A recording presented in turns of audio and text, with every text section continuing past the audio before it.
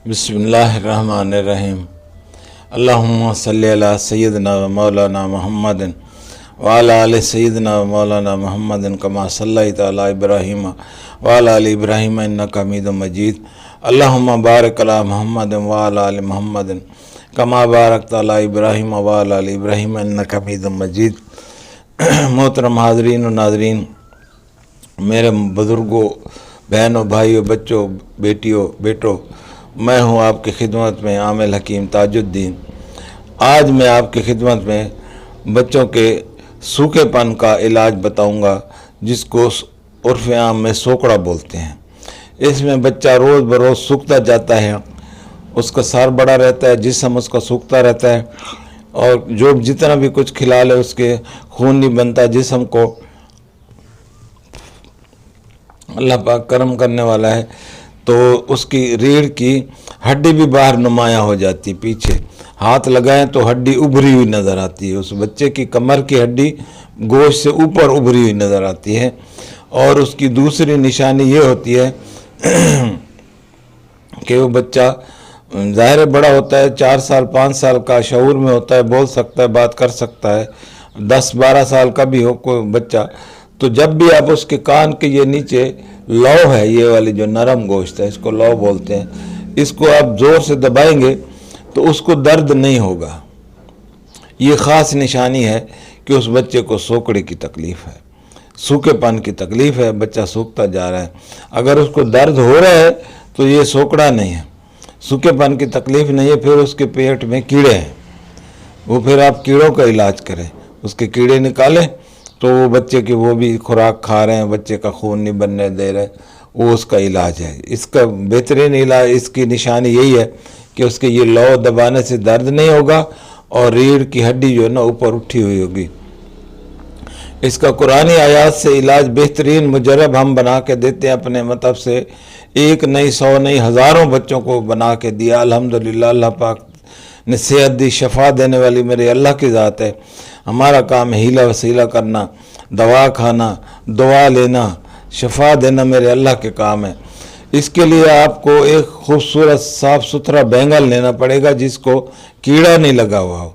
ये याद रख लें, कीड़ा नहीं लगा हुआ हो, साफ़ सुथरा एक बैंगन हो, और उसी बैंगन के रंग का धागा हो, नलकी वाला, ये जो सिलाई वाला धागा होता है वो भी उसी बैंगन के रंग का हो। नलकी ले ले, उसकी 8-10 तह की ऐसे तारें बना ले धागा बांधने के लिए।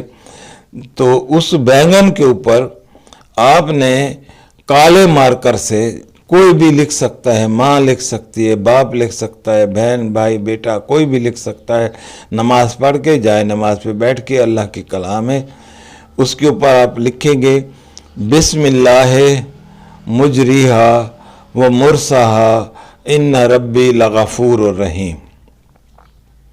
ये आयत बैंगन के ऊपर आपने काले मार्कर से लिखनी है। लिखेंगे वो भले हल्का हल्का नज़र आएगा, वो मसला नहीं है, लेकिन आप लिखेंगे काले मोटे मार्कर से, जो बड़े मोटे मार्कर होते हैं, परमानेंट मार्कर, उससे। बिस्मिल्लाह मुजरिहा मुरसाहा इन्न रब्बी लगफूर रहीम। ये 4 आयत उसके चारों तरफ से लिख लें, एक ही बार लिखें।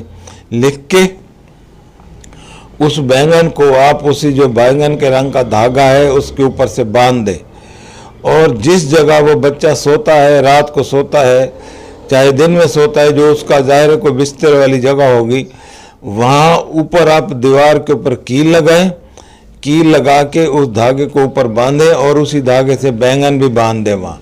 उसके सराहने में, बच्चे के सराहने पर ऊपर दीवार के ऊपर ये बैंगन लटका रहे जिस बैंगन में आपने लिखाई की है। अल्लाह की कलाम के सदक़े से आप देखेंगे बैंगन रोज़ बरोज़ सूखता जाएगा और बच्चा रोज़ बरोज़ सेहतयाब होता जाएगा। इस सोकड़े की बीमारी से उसको शफायाब होती जाएगी। अल्लाह पाक करम करेगा, उसका साफ़ खून बनना शुरू हो जाएगा सदका इस कलाम पाक का जो ऊपर आप लिखेंगे। ये सारे इस कलाम पाक की जो करामात हैं, कोई मेरी या आपकी ये कोई नहीं है। अल्लाह पाक इस कलाम के सदक़े से सफ़ा देता है, ये मेरा ईमान है। अल्लाह पाक की कलाम ज़रूर काम करती है। हमारे अंदर खलूस होना चाहिए, اور ہمارا اعتماد اور یقین ہونا چاہیے اللہ کے کلام کے اوپر، تو بچہ صحت یاب ہوگا۔ اس کے ساتھ میں آپ دوسرا طریقہ اس کا بتاتا ہوں دوائی کا۔ جس بندے کو